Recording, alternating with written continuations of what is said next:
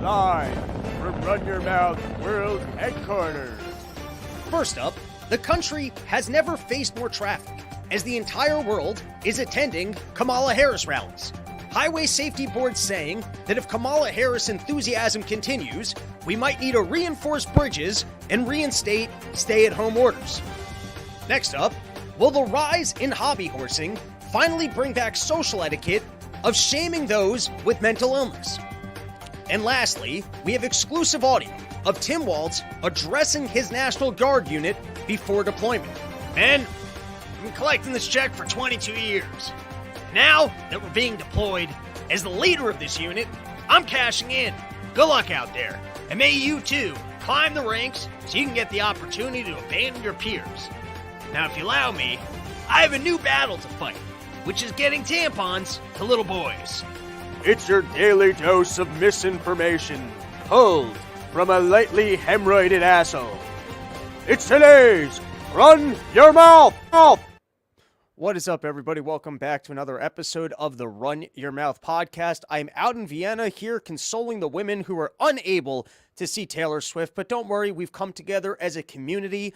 They're sharing bracelets. They're doing what they have to do to get over the fact that they were unable to see Taylor Swift. But before I get into the news, and boy, do I have some news for you, guys, this weekend, I'm off from Porch Tour. What am I going to do being off from Porch Tour? How will I spend the time? Will I engage in studio repairs? Will I hit up other people and ask them if I can be on their comedy shows? Or will I fill up my belly with cake, realize, oh boy, I got to get back out there, I'm getting fat? We'll see. We'll see what happens. It's funny because like 2 weeks ago, I was like, man, I need a break from all this Porch Tour action. And now I feel like I'm flowing with the porches. I feel like I've become one with the porches. I feel like this is the wrong time to be stopping the porches. And I think we're also done calling it Summer Porch Tour. I think it's now just Porch Tour because we're going to be running this baby all the way to November.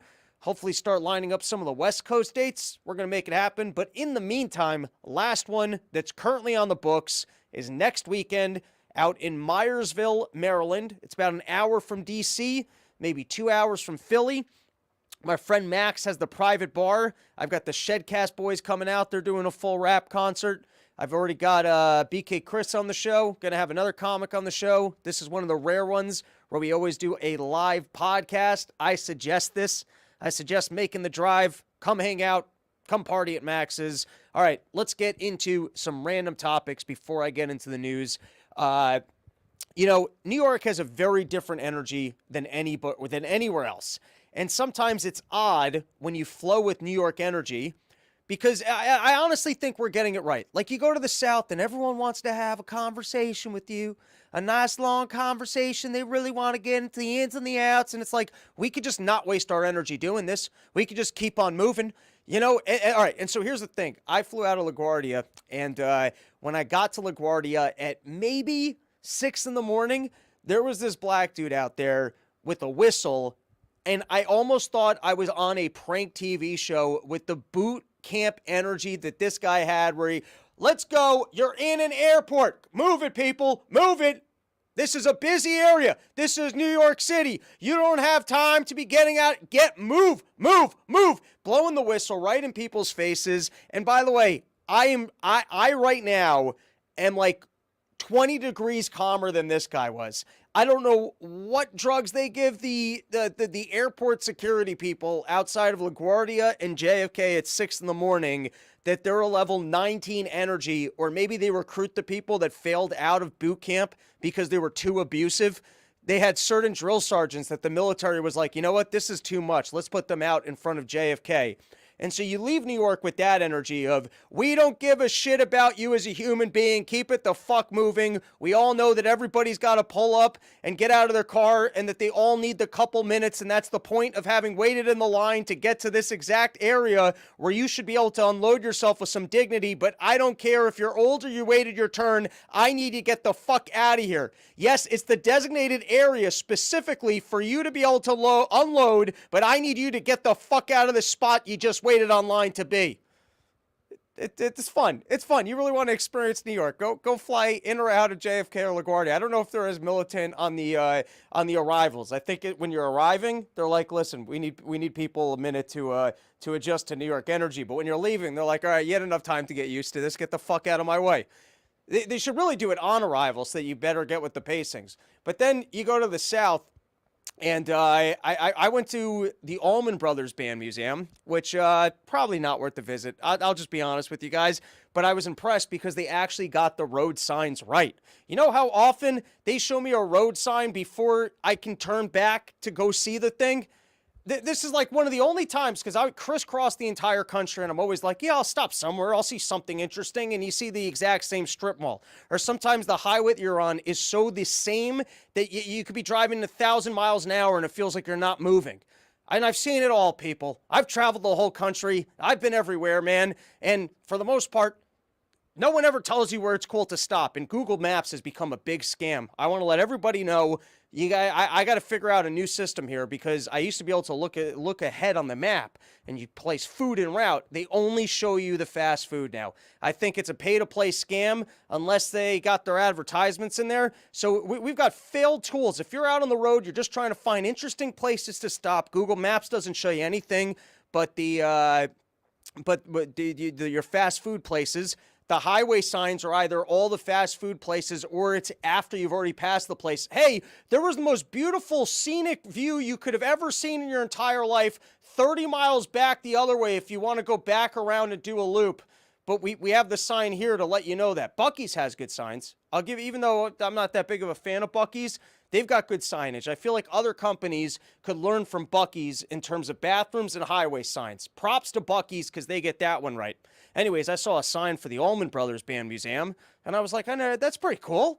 And then you know what, I was like, I'm going to reward these people for good highway signage and letting me know that there's a stop-off point. So I went to the Allman Brothers Band Museum. All right, and listen, someone's got to tell... I don't need to hear your entire life story. You two boys look like some nice... Let me tell you every detail about everything that's in the museum before you go and look at it. There's only 4 rooms for you to go and look at, but before you look at the things in the 4 rooms, I could tell you all the things that you're going to see. I mean, sure, you came to the museum just so you could go and see the things, but instead of seeing the things, wouldn't you rather have me describe all of it first? I mean, you're spending the $20 just to look in 4 rooms at a bunch of unlabeled guitars, but before you look at them, well, you want me to tell you about how they're unlabeled? Very nice lady. Bet she was a looker in her past. Was also wondering how many people from the band she probably slept with from that position. And then, of course, I'm traveling with my buddy Eric, who's very funny, but he's in Chicago from the Midwest. So he's like, I'll have all the conversation with you. And then you're just doing with your New York energy where you're like, how do I put an end to this? How do I make it stop? All right, let's take a couple comments and then we'll get into some actual news. Eric Eaker, thanks for the Jewish wisdom in Nashville.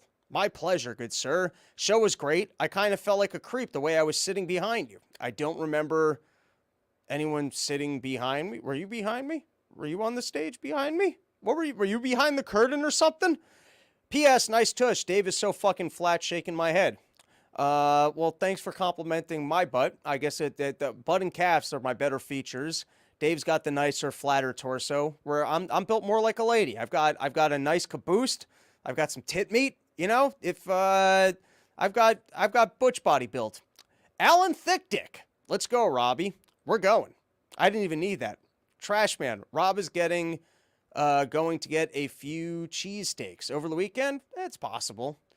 No cheese. I don't eat cheese, but it's possible. I might cook myself some steak sandwiches. I'm a lazy man. I like getting the thin sliced steaks that you can just cook in a pan real quick.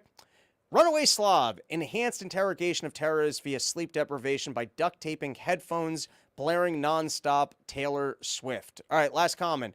Alan Thickdick, Slav, don't reveal CIA interrogation tactics or they will use them on you.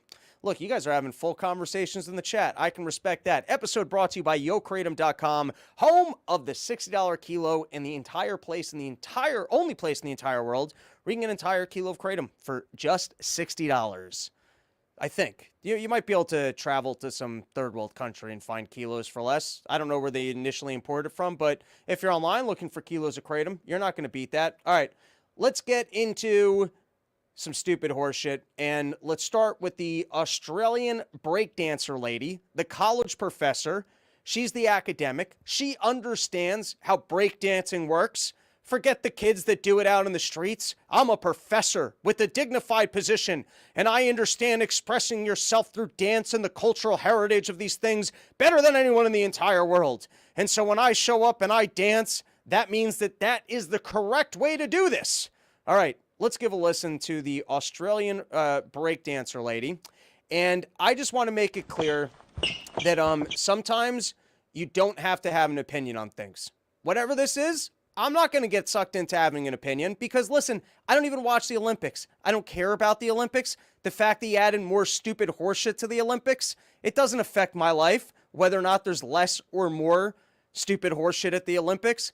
This is like getting upset when the trans people join the LGBTQ. It's not my community. Why am I going to care if the gay people want to include the trans people? It's not my club. I'm not going to start taking up issue about how you want to run your clubs. All right, so like as the internet gets into a firestorm and everyone feels like they need to have an opinion on everything, I'm going to be the person with a very firm opinion that you don't need to have an opinion on this.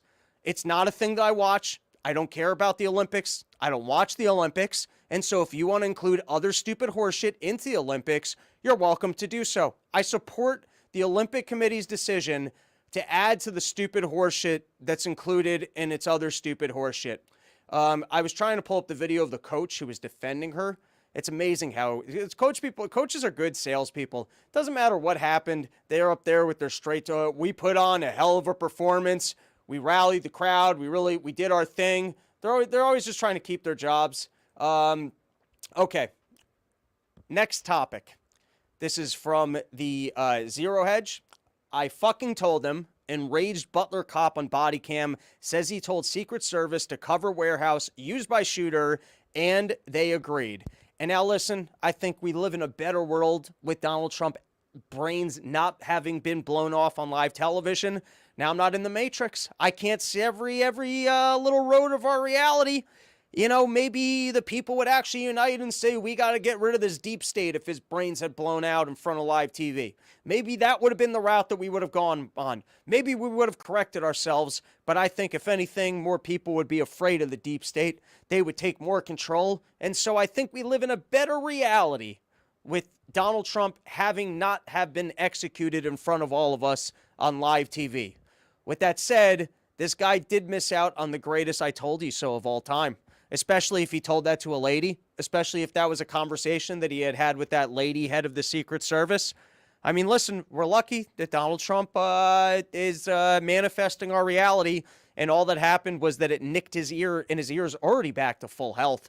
Who knew that he had Wolverine blood?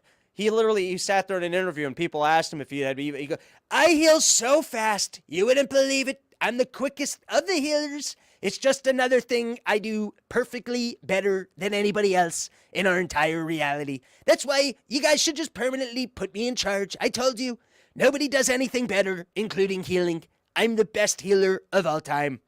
It's basically what he said. I added a little more Trump on the end of it, but he's 100% Trump 100% of the time. And when they asked him how his ear went from big bandages to just fine, because I'm so good at healing, why do you even ask me this? Okay, moving on. What else we got? In round one of Donald Trump versus Kamala Harris in their cunt off, Kamala Harris has won. The Kamala Harris is so dominating the news with the entire world showing up to every single one of her rallies as the entire corporate media tells us, oh my God, we had this candidate the entire time. Who knew that the most beautiful, elegant, and smartest of all the ladies was actually in the White House the entire time? The lady, if only we had given her more authority when she was supposed to solve the border problem. And if maybe we had listened to her a little bit more when she talked about buses and space and big countries and little countries, our nation we would have already solved all these problems. We could be at full socialism already. We could already be in an environment where government can magically print all the money and all of us can afford every luxury we've ever wanted all of the time. But only if you're a minority, because they're the ones that deserve it, until we're all equal. And then once we're equal, then maybe other people. It's not free resources for everybody. It's free resources on the pathway to us all being on equal footing. Sometimes it gets confusing. If we can afford more for everybody, maybe everyone should move up in tandem. You know, you give everybody equal amounts of stuff, and so rich people can just have more too. And then the less people, shouldn't it be more about us all having more? Listen, this is, I'm trying to work through Kamala Harris thoughts, and that's why you start stuttering, mumbling, and getting all confused, because you can't try and get inside this lady's head. You just, you're going to hear echoes of laughter and thoughts about paint. You know what I mean? That's like when the detective loses mind trying to get inside the heads of the people who's out there chopping off the parts of women. All right, listen, I was trying to make a point here. Donald Trump blinked on this one. He said, I'm not going to debate Kamala Harris unless I want to get 3 debates going. I want the first one to be on Fox News. I don't think these other people should be able to get these ratings. Everybody's profiting off me and then saying that I smell on live TV. This is an outrage. And he blinked. I guess he was he's fallen behind enough in the fake polls as being stated to us by the general media that he blinked, and now he has agreed to debate Kamala Harris, who actually politics well. Yeah, we can have a conversation about the other ones. Yeah, now that he agreed to do it on my home court, we can have a conversation about doing other ones. Who said what? This is from Week Magazine. Harris and Trump have both confirmed they will attend the ABC debate on September 10th, the network said. Last week, Trump said he would not debate on ABC and would face Harris on September 4th on Fox News, or I won't see her at all. But then he blinked. Trump agreed to the ABC debate and proposed the other two during a combative and meandering hour-long news conference at his Mar-a-Lago club in Florida, the Washington Post said. Asked what he would do if Harris agreed only to the ABC debate, Trump said he didn't know how that's going to work out. Harris told reporters in Michigan she was looking forward to the September 10th debate, was glad Trump had finally committed to it, and hope he shows up. There you go. She's getting feisty. Some fighting words. Let's see if he even shows up to it. She said she was happy to discuss an additional debate after September 10th. You see, that's some smart government salesy things. We can talk about the other ones after I get my thing. After I have the thing that I want, then we can talk about you having your thing. But only once I have my thing. My guess is if she does well in the debate, then she will refuse to another one. Or if she does another debate, it will only be if it's on her turf in her terms. Donald Trump, he blinked. Inside the worst 3 weeks of Donald Trump's 2024 campaign. This is from the New York Times. People around the former and would-be president see a candidate knocked off his bearings, disoriented by his new contest with Kamala Harris, and unsure of how to take her on. And I just want everybody to take a second, because it's true. I don't think we're watching the best Donald Trump right now. There's moments at the rallies that you're like, all right, that's the fun guy, that's the go-getter, that's the I'm going to take on the deep state. I'm going to show you guys the Bigfoot and the UFO files. I'm going to lock up Hillary Clinton. That guy with the mojo is still there, and at other times, it seems like he was like Samson with the hair, that they shot off the part of the earlobe where Donald Trump channels his magical manifesting energy, and that he's lost a little bit of his mojo. He's out there, and he's a little bit concerned that they might shoot at him again, which is listen, I can understand being afraid that you're going to get reshot in public, where you're like, I've worked pretty hard, I got a pretty good-looking wife, I've got my tall kid, and the other daughter that I'd also like to have sex with. I don't need this. Why am I trying to run the country? Can you guys leave me out of these court cases so I can go golf? So I understand losing your mojo after being shot at on live television. But, all right, this is the point I'm trying to make, is that they're giving him a hard time for being, and like, can you imagine if this had been someone on the left who had been shot at? how we would just be hearing conversations about how the nation has to heal, and maybe we shouldn't even have an election, because how can somebody who had to go through something so traumatic be able to put together a campaign? After going through the trauma of an incident like that, the entire country should actually just rally behind the single candidate so that we can come together and heal. And if we can show that this person can heal from their trauma, the vision that it will bring to the other people with trauma, not only will we be able to empower blacks or females or whatever minority group that you exist in, that you need to see someone incompetent in your group raised to power, because otherwise you're going to feel like you can never do anything anyways. But it's not even so much that the person's going to get into office and then you're going to be empowered, as much as they keep promising that they're going to give you the free stuff. So if it's just a thing about free stuff, why do you need to feel empowered? It's not about you that being able to be successful. It's about that person giving you free stuff. Like I said, you can't try and get inside Kamala Harris's brain. It gets confusing. Listen, you can experience that under the expertise of the Run Your Mouth podcast and go on the journey with me as we try and get inside these people's brains. But don't do it at home.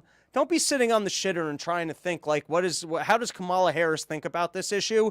Because you might not come out of that bathroom. I warn you, listen, I'm a trained expert in trying to get inside these people's brains. And it's like talking in tongues, where you could channel the frequency that they're on and try and articulate their worldview. And even I get lost. Even I have to decompress after this podcast as an expert in channeling the worldview of these idiots. So I warn you at home, if you're watching this and you also want to try and tap into that frequency and understand their stupidity, it's dangerous and you might not come out alive. All right. Anyways, I do kind of like that, you know, for all the trauma talk that we have in this country and the victim talk that we have in this country, that they can't give Donald Trump a little bit of space after he was nearly executed on live TV. All right. And then this was another just total horseshit that I loved from the New York Times, where they're trying to address the problem that black men do not endorse or seem to support or be all that intrigued by Kamala Harris. Yes, if you go to a Kamala Harris rally, the entire country loves her and everybody's showing up. And nobody's ever been more excited for a political candidate in the history of this country. But for some reason, black men aren't on board. And so here, this is the New York Times expressing the message that they would like to share with black men who are not currently on board with Kamala Harris. And here's a quote. Sometimes as black men, we get confused as to what strength is. And sometimes we think that standing behind a black woman as a leader does not display strength as black men, said Kwame Roll, the Attorney General of Illinois. I'm here to tell you all tonight that it does the opposite of that. It displays strength. Right. It wasn't that she's an Indian faking being black. There's nothing to do with that. It's nothing to do with her likability. It's nothing to do with her intelligence. In fact, now you have to shame the entire community of black men that they don't understand what strength is, or that good leader, or that, or actually the accusation that you're making against all of black men. Are you trying to say that they're all misogynistic, and that there's no strong black lady who might be intelligent and a better representative for their community that they would get behind just because she was a lady? Is that what you're saying? Are you saying the entire black community has a misogyny problem? Are we allowed to group people together and then say that collectively they have a bad outlook on something? Maybe, I guess, if you're a part of the community, you can. But I guess as a black man, Kwame Royal is saying that there's a misogyny problem amongst the black community, and that the reason why they won't support a black lady is because black men will not allow for female black leaders. And that's the issue with Kamala Harris. It has nothing to do with the likability, her intelligence, or claiming to be black, while I guess more Indian. All right, before we move on to our next topic, sheathunderwear.com. You can actually just go to sheath.com.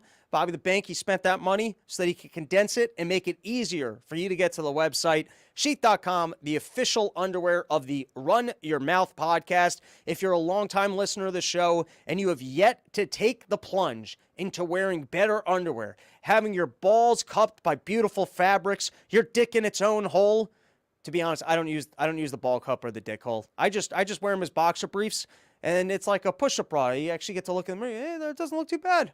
If I got caught with my pants down right now, I wouldn't mind that picture being on the internet. And then you get that silky, smooth fabric, allows you to walk around without friction between your legs, be out there on summer porch tour, out in the South with some sweaty nuts and no problems. So if you want to have this kind of dexterity and movement and confidence in your dick and balls staying in place and not being too sweaty and not being all filled up with swamp ass, you go to sheathunderwear.com, use promo code RYM, and you get yourself 20% off the greatest underwear that's ever graced the balls of man. If you've been a long-time listener to the show and you've never tried Sheath underwear, take the Sheath challenge. Listen, you don't like them. You can shoot me an email. You can shoot Bobby the Bank an email. We'll work it out, but give it a try. I promise you're going to come up to Porch Tour and say, thank you for introducing me to Sheath. My balls have never been the same. All right, let's take some comments.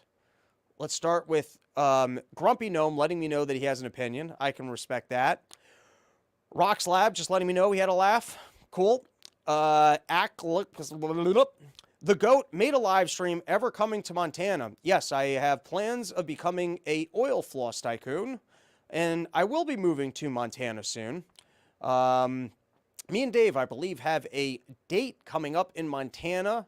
Is it Montana or is it Wyoming? Is that the same state? Are those different states? I feel like once I make it to Wyoming, if you're from Montana, you should be coming down. We're doing Casper, Wyoming coming up, and then I believe Dave just did add a date for Montana in, I don't remember where it is. Go to comicdavesmith.com. And by the way, I've yet to buy my ski passes, which I will do. I'll probably do 2 on the Epic, 2 on the Icon, and just hope that my knee is back to okay, and I actually am able to ski this upcoming season. Which we'll see. Hopefully positive mental attitude. Keep doing PT exercises that I've invented and have no idea if they help. Keep just wandering around. Just keep the blood flowing. Keep pacing around while you're podcasting. Anyways, the answer is yes. I have a Montana date coming up. Go to comicdavesmith.com. It's on there. And if you've got access to ski tickets for Big Sky or other mountains, hit me up. I'd love to do a day of skiing if there's snow in late January. Runaway Slav. Blacks in America complain how no black women won medals for Olympic breakdancing. Is nature coming back? Can't submit an application and no longer dominating sports. All right. Let's take 3 more and then move on. Might be wrong. Robbie needs to come on the Weekly Rumble. I don't know what the Weekly Rumble is. You can shoot me an email, robsnewsroom@gmail.com. If I'm being honest, I don't really like doing other people's podcasts. I already do 6 podcasts a week.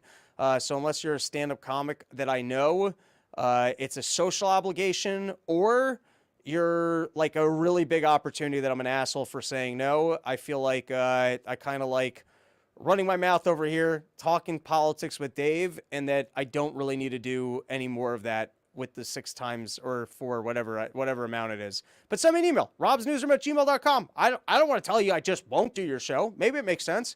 Maybe it's the funnest time I've ever had. Maybe you're 4 women and you just put your pussies up right up to the camera and that's the way you have conversation, and it would be the dumbest thing in the entire world for me to say no to. I don't know. I'm not saying I'm a definite no. You might have an offer and tell me, listen, I've got the sandwich platter for you, where I'm going to show up to your show. I'm going to bring the following supply, or I'm going to be outside your show tailgating, which Top Lobster did. That was pretty cool. They went to the Florida one and they just set up right outside of their truck. They didn't actually have a tailgate going. We should do Tops again. Someone came out to the whatever. I'm moving on. All right, one more comment, and then we're moving on. Runaway Slob, mental health and multiple personality disorders is an important issue.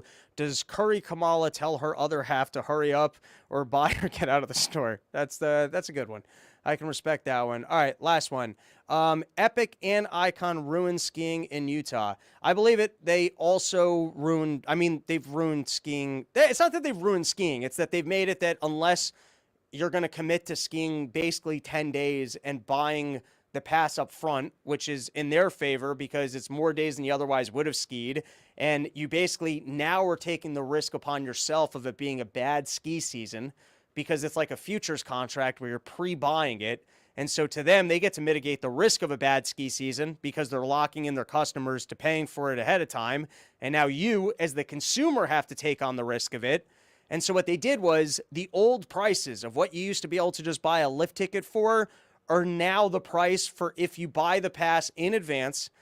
And if it's a bad ski season, you get like 7 or 8 days in. It used to be when I was in high school, which is a full now like 45 years ago, because I'm an old bald man who just reads and yells about politics and then eats cake and complains about their stomach. That's my life now.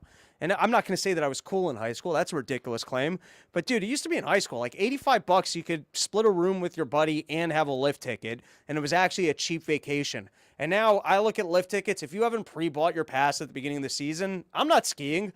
I used to ski Killington every winter. I'm not spending $185 on a lift ticket. And to this day, I don't have enough free days that I do 10 days of skiing that buying the entire pass makes sense.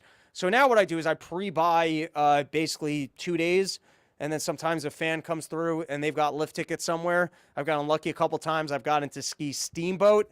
But yes, I agree. Whatever the Mountains did in terms of consolidating everything so that you have to basically commit to skiing 10 days for the season, yeah, kind of sucks. Benny the Jet, they made it overcrowded with rookies and people that have no idea where they are going or doing. I don't really share that complaint.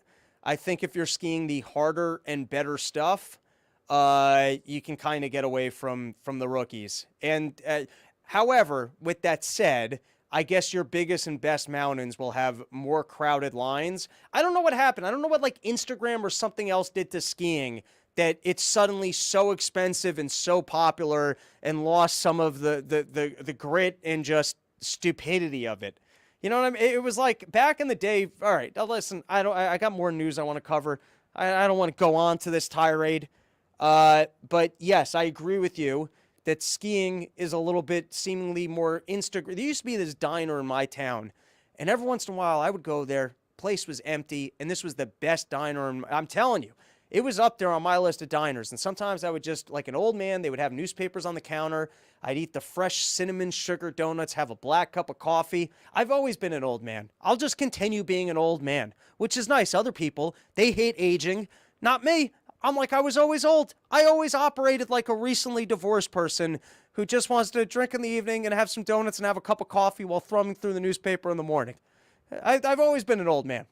But then all of a sudden, this diner, the last time I tried going there, it was an excellent diner. Like, they had other food, but like I remember I did that a couple times on a Sunday. It was a good place. And then it became like all Instagram famous, line out the door, you can't get a table. Everyone's sitting there taking pictures of like things that are a little bit too extravagant with higher prices, and you're like, all right, it's like when bowling alleys went from like these cheap dive bars to all of a sudden these fancier, more expensive places with the dim lighting and playing the music that you don't like, and all of a sudden now you can't just have a cheap beer and get hammered while throwing a ball down a thing, and you know, every once in a while actually doing it, you're like, oh, I'm really good at this, and then having like 9 gutter balls in a row. So yes, I agree with you. For some reason, sometimes I guess the fancy people decide that they like the thing that you like, and then they come in and then they ruin it. But hopefully more of them will break their legs. That's what we need. You need the leg breaking Instagram channel where you just follow the people that shouldn't be on the mountains and they shouldn't be buying lift tickets for the giant mountains. Like, firstly, if you're not a good skier, the idea of buying lift tickets for these giant mountains makes no sense. You can go to some small mountain for $40. You can spend the entire day doing their blues and greens, and you'll probably have a better time than getting lost on big mountains and having to contend with the faster skiers anyways. But if we could create an Instagram channel called the leg breaks of Instagram, where you find these fancy people who don't even like skiing, just wanted to go out there for their picture for the gram. And what happened to these people just hanging out in the lobby and drinking hot cocoa? I wouldn't mind if they made the lodges just more extravagant, because you had more of these Instagram people wanting to hang out in the lodges. I could go for that if the real people were out there skiing all day and then we came back to the lodges and it was actually a nice place to drop a deuce. Sometimes it's crazy the amount of money you have to spend on lift tickets, and then it's still like dive bar, old Met Stadium bathrooms down there. All right. John Popek, I came in late. Hopefully it was a good rant of random stuff to start. Well, we got into the news quicker than usual, but someone just sidetracked me with talk of skiing, and we ADD'd for the last 10 minutes. All right, back into the news. We've got the Taylor Swift ISIS threat, and guys, don't fall for it. This is how they get us back into World War III. This is how Dick Cheney makes his comeback and lets the women of the world know, if you want your Taylor Swift concerts, we've got to go back to war across the Middle East and reopen Gitmo. Don't fall for this. And by the way, I'm willing to make a truce with ISIS that if your one thing is going to be to target Taylor Swift and her fans, I'll shake on that deal. If we can make some sort of a treaty where like ISIS gets to continue to exist, but the only thing they do is continue, and I don't even mean violent terrorism. I just mean like if you continue like every time they set up a concert, they got to stop the concert, or then they need more security. Like I'm looking for more like a Looney Tunes dynamic where no one actually gets hurt. Like, and listen, I'm not trying to be a bully. I'm just saying if ISIS could rebrand and just torment Taylor Swift fans, I would be okay with that. And like silly stuff, just like keep calling in bomb threats so that they need more security, and then they got to just drive up the prices even more. And occasionally, even if you're buying a ticket, the show might not just happen, and then you've got to do whatever this is out in the parking lot. All right, and here's what some of them had to say. 3 upcoming Taylor Swift concerts in Vienna were canceled Wednesday over an apparent terrorist plot. Authorities said 2 suspected extremists had been arrested, at least one of whom was believed to be planning on attacks on large-scale events in the Austrian capital, including Swift sold-out stadium shows.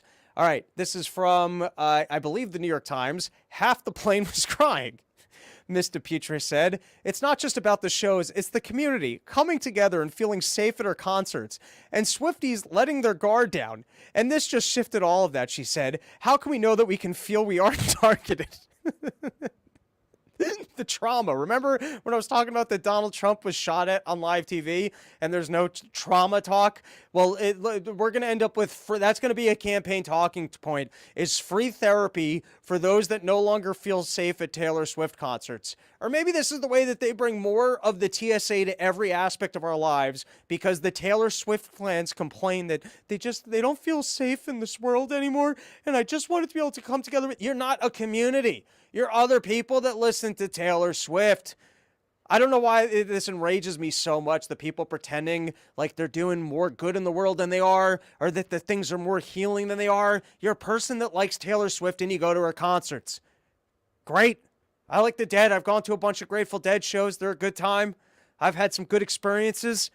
All right, let's continue. As the estimated 20,000 people had been expected to worship at Mrs. Swift's proscenium in Vienna, grappled with crushing disappointment, wasted money, and a measure of fear at narrowly avoiding danger, a sea of fans flooded the Baroque city looking for ways to shake it off. ISIS, I feel like this is a good lane. I mean, if you want to win over, like, middle America populace, and maybe, like, you might even be able to get more funding for the cause if you're like, listen, we're just going to do Looney Tunes type things to ruin the day of Taylor Swift fans. We're going to come out there and we're going to undermine their bead selling market by selling the beads for even less. I don't know. I'm out of ideas for the cartoonish ways that, ISIS could just torment Taylor Swift fans, but in a fun way, not in a violent way. Just do what you can. Maybe you guys pull off the scam of buying every single ticket, and then they have to fund terrorism by repurchasing the tickets for you. All right, from you, Stefan Schneider, 48, the owner of Arena Cocktail Catering, said he had spent 10,000 euros, about $11,000 on hotel rooms for 60 staff members he brought in from Germany for the 3-day event. Can you imagine your boss paying for you to go to Taylor Swift? You're like, shit, I gotta go to this thing and pretend like I enjoy this. Plus another 10,000 euros in cocktail ingredients. All right, this is a pretty good boss. Got some guy, like, can I just have a bonus? Can I stay home for a weekend and just have more money in my wallet? The event would have accounted for 30% of his yearly income if all had gone well, he said. He added that he had no insurance. I guess he spent his business insurance on going to the Taylor Swift show, or he had no travel insurance. All right. Now we've got some random Twitter videos. Let's see what I've got lined up. All right. First one, we've got Donald Trump talking about Fed policy. Here's a good one. The Federal Reserve is a very interesting thing, and it's sort of gotten it wrong a lot.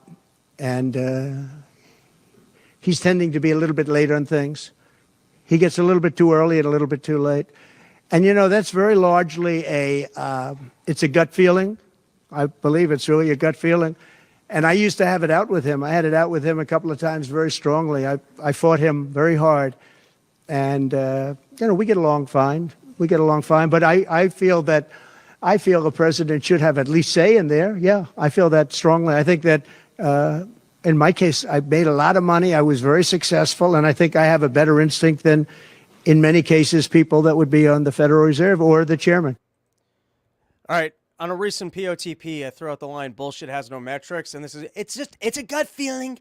I'm so smart, I could just get it right. And listen, if we're already stuck with a centralized banking authority that's going to dictate everything, I guess maybe let's save the money, let's get rid of all the jobs. If you want to get rid of the relationship with the banks and, interest rates can just be set by Donald Trump going, it's going to be this, now it's going to be this. And we all know you're just going to lower it. You're just going to fight for lowering the interest rates so that hopefully, while you're in office, the economy can go up, we can have higher inflation, and you can create some credit asset bubble that you hope explodes on somebody else. That's the game here. It's how do you suck more free money into the system while you're there, hand it to people so that they like you, and hope that it blows up under somebody else's watch. And so for the Democrats, they're all like, hey, we'll pay for your college, we'll try and get you into a house, we'll lower your cost on this, we'll make this thing free. And the Republicans are no better, and you've just got Donald Trump pretending, I know better than the Fed. And listen, I'm not here vouching for the Fed. It's funny when you're both right and wrong at the same time, where it's like the Fed does seem to have a massive organization, and it just protects the banks and bails out the banks and doesn't do any of us any favors, and they get it wrong. So yeah, you know what we could probably start doing? You know what would actually be better for the world is if we just started flipping a coin, raise or lower interest rates, because then at least everything in tandem couldn't work together. And other centralized banks wouldn't, like Japan, wouldn't be just at the mercy of ours, where everyone's got to raise it or lower at the same time. All the feds are creating credit asset bubbles. Nobody can actually engage in honest finance and figure out what would actually be a good resource of capital, what might actually show returns. It's just one big guessing game of what the Fed's going to do. And you know what? Maybe it would be better if we just flipped a coin. If it was just not in response to anything, so then people are forced to actually go back to, hey, the interest rate's going to be completely chaotic, and so I'm going to have to figure out this amongst the actual general game of capitalism, because there's no way of predicting the Fed, or they're not just going to bail out. There might be something there. So anyways, he's both wrong and right at the same time. It's complete horseshit that Donald Trump could do a better job if we gave him the magic staff of, hey, we're going to have a centralized economy and one person's going to plan it, and Donald Trump's going to, I've made so much money, I can make everybody money, no one's better at it, I can feel it, I can just sense it, my hair in the wind, with God by my side, I know when to raise and lower them, I can tell. And it's an interesting topic, the Fed autonomy. It always comes up, particularly in election years. We're like, hey, are they going to keep some credit asset going just to try and boost the economy?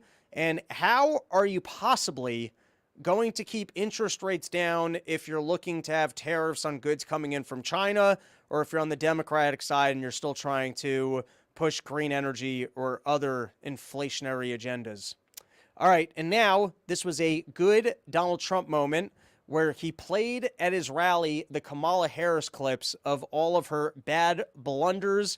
This is a good montage. In terms of, just off the top of my head, some of the bad moments that Kamala Harris had, he managed to put together an excellent montage of the Kamala Harris bad moments. I don't think he did the greatest job of setting it up or responding to it, but listen, until his ear totally heals, it's like Samson without his hair, and he lost a little bit of his mojo. But I did think that this was a great montage and a pretty smooth of Donald Trump putting it right in front of the world. Let's give it a watch. Grossly incompetent, and in my opinion, has a very low IQ. But we'll find out about her IQ during the debate. Okay, let's find out about her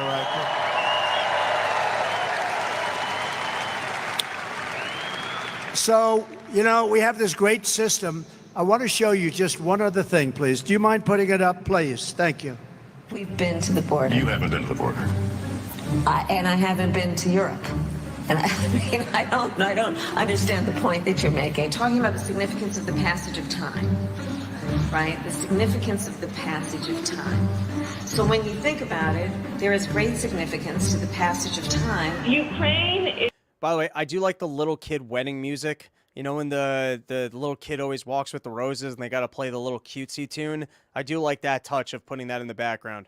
Is a country in Europe. It exists next to another country called Russia. Russia is a bigger country. Russia is a powerful country. Russia decided to invade a smaller country called Ukraine. So basically that's wrong. So you're now no longer are you necessarily keeping those private files in some file cabinet that's locked in the basement of the house.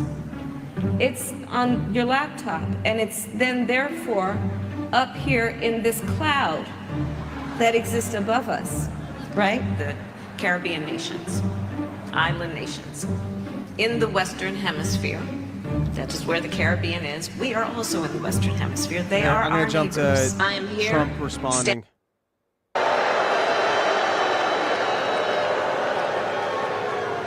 So if you listen to Kamala's speeches, you'd never even know that she's been running the country. She's been running the country for 4 years and doing a horrible job. Look at what's happened to our country. We are a failing nation. I hate to say it, we are a failing nation. I wish I didn't have to do this. I wish I didn't have to go and do this. I wish they were great. All right, next DT video. Mr. President, President Biden has vowed not to pardon his son Hunter, who is now a convicted felon. I'm not going to play this one because we talked about it on the last part of the problem. It was about Donald Trump saying it's inappropriate to talk about locking up Hillary Clinton. I pointed out that he was the one that had said it, and that this is also was kind of a campaign promise. And where is the mojo to say, hey, I'm going to drain the swamp and clean up the deep state? But we did a whole segment on that on Part of the Problem, which will be out later today. All right, now this was a Walls moment, pointing out that someone's having a problem in the crowd, and I was just wondering in my head that these moments are so easy to fake. Is when freedom. Oh, can we get somebody to help? Somebody's hot. Somebody's hot. Can we get somebody to help? I think okay? Donald Trump had a moment like this too. Drink some water, folks. It is hot out. Get somebody else.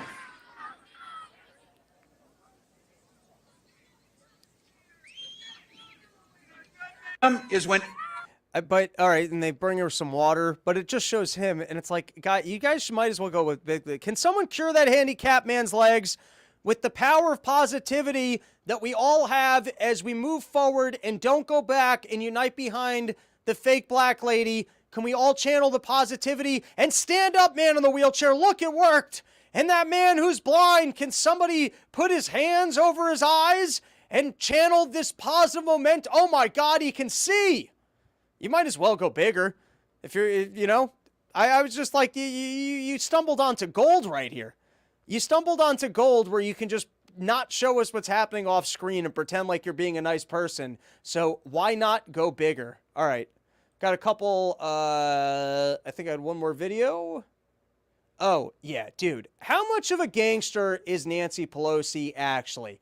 I'm saying when we think about the lizard people who get together in the closed rooms and who's actually making the decisions, did any of us actually think it's Nancy Pelosi? She doesn't seem that smart. She doesn't seem that slick, but somehow she's got all the money. Sometimes she's got a gay husband who can survive gay hooker attacks. I mean, what is it about Nancy Pelosi? It's like, are we giving the elites too much credit where we think the room of the actual deep state people are super slick? Or do they do a better job of being in front of us and playing bumbling fools while behind the scenes they're actually like the perfect level of bumbling fools that you can both be elected and likable to people where they don't think you're a fool, but not where you seem so smart that you're actually behind pulling the curtains, behind the curtain, pulling all the strings, and are actually the smartest person that's ever lived. Maybe that's a backward example because the whole thing in The Wizard of Oz was like it was just for show. But you get what I'm saying. I can't figure this one out. Is she actually the biggest gangster in all of Washington, D.C.? And if that's the case, how is it possible? Because she doesn't seem that smart and slick.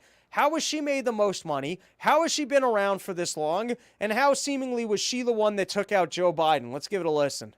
I love him so much. I think he's been really a fantastic president of the United States. So I really wanted him to make a decision of a better campaign, because they were not facing the fact of what was happening. Just a little background. I've never been that impressed with his political operation. Biden's operation. Yeah, I'm not. I mean, I just haven't been. They won the White House. Bravo. Right? Mm-hmm. But so my concern was, this ain't happening. And we have to make a decision for this to happen. And the president has to make the decision for that to happen. Let me just say, I won't say necessarily I knew what I was doing at that time. I knew what I was doing in the whole thing, not just that ship. And what was that? That Donald Trump would never set foot in the White House again. Don't tell me I can't take government planes when I want to take government planes. He went too far when he didn't let me fly out there and have my heroic moment. I think it was visiting the Middle East. But is she actually Chief Lizard? Behind the scenes, how is this lady seemingly the biggest gangster of the entire flock? All right, guys, it's been 50 minutes. I've talked myself tired, and I didn't do fully my research on these other topics. We've got some quick headline snapshots of some big news stories I think you guys should be aware of, but without that much homework done by me. Firstly, Israel strike kills dozens of Gaza civilians. For anyone who's still out there supporting the current activities of Israel, how do you not read about single incidents like this and just go, you can't do that? And I knew Israel was going to turn, well, there were terrorists amongst them. They're hidden among, it's like, doesn't this almost feel like, I mean, in Super Troopers with the, we can't pull over any further. Israeli airstrike on a Gaza school used as a shelter kills at least 80, Palestinian officials say. And you just know they're going to come back and go, well, there were terrorists hiding amongst them, and the terrorists put these people at risk. But at the same time, Israel broadens evacuation orders after deadly strike on Gaza school turned shelter. Where are they supposed to evacuate to now? And at some point, for people that still support Israel's efforts, how do you not see this ones and just go, all right, you can't do that? All right, next one. Quick snapshot here. America's home insurance crisis. Climate change is making storms and wildfires more intense, leading insurers to hike rates and drop out of risky markets. How fast are rates rising? The cost of insuring the average U.S. home has spiked nearly 38% since 2019 to $2,478 annually. All right, I just want to bring up something that I see as a problem in the United States of America, which is you would think if you save up and you buy yourself a home, the idea of buying yourself a home is that you own it, and now you got the security of, hey, at least I'm not going to be homeless, at least I have this home. But when they can change your tax rate, which I think they can, I think a whole bunch of wealthy people can move to your area, and now all of a sudden you can't, your house value went up, and so you owe more to the government on it. Or if the insurance policy can change because now your house is worth more than what it was when you purchased it, because I mean, I guess your insurance policy should just be for what you want to insure it for. The point I'm making is that the security of buying a house might no longer exist if your tax rate and insurance policy can change on you, where you won't be able to afford your home anyways. If the idea of buying your home is that you want to have the security of, all right, at least I've taken care of this part of my life. At least I know that I will always be able to live here. Well, unless you're also able to buy an insurance contract where you're able to lock in your rates for the next, let's say, 100 years, or you can't work out a deal with the government where you know what your taxes are going to be until you die, what do you actually own? What did you actually purchase? I'm just saying, if the thing that you're actually looking for is the security of, well, as long as I can pay my $2,500 mortgage, which I forecast that I can pull that off, I'm good to go.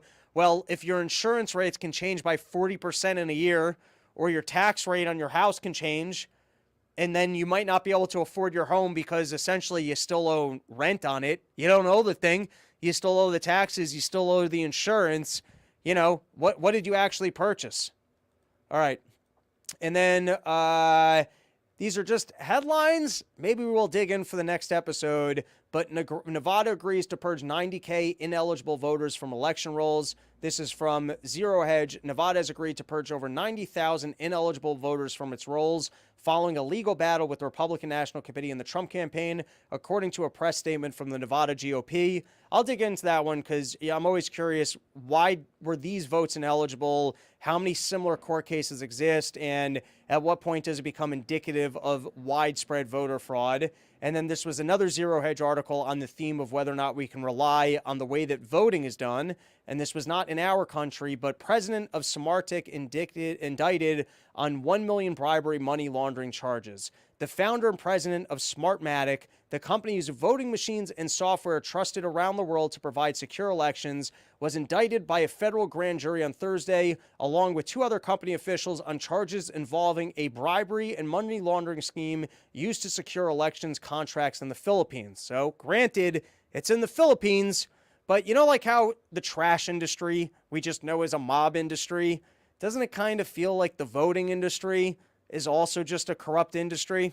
All right, that is our show. Thank you for hanging out with me. Guys, show brought to you by YoKratom.com, home of the $60 kilo, SheathUnderwear.com, the greatest underwear that's ever graced the balls of man. And then, of course, SummerPorchTour.com or PorchTour.com. I own both domains. And like I said, we're getting rid of Summer Porch Tour. It's just Porch Tour because we're going to be going all the way in November. Got to start putting together those dates. We'll get there. But there's one more date on the calendar. Firstly, if you live in Stamford, Connecticut, I'm opening up for Dave Smith this Thursday at New York Comedy Club. I live in Stamford, Connecticut.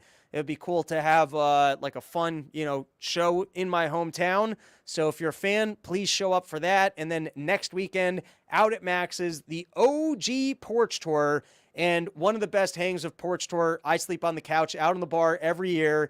It's a private bar. And in terms of the Ragers of Porch Tour, the Shedcast guys are coming out. So you know that there's going to be some fine herbal products, concert, stand-up show, live podcast. Listen, it's the OG Porch Tour. There's a reason I've stopped there 4 times as I've crisscrossed the country just to eat delicious sourdough bread. I encourage you to come out for that one. We got a porta potty in some camping spaces, I think. I don't think Max minds if a couple people throw up a tent. So I encourage you, if you live in like the DC area, make the drive, come hang out at Max's. That is the show. Until next time,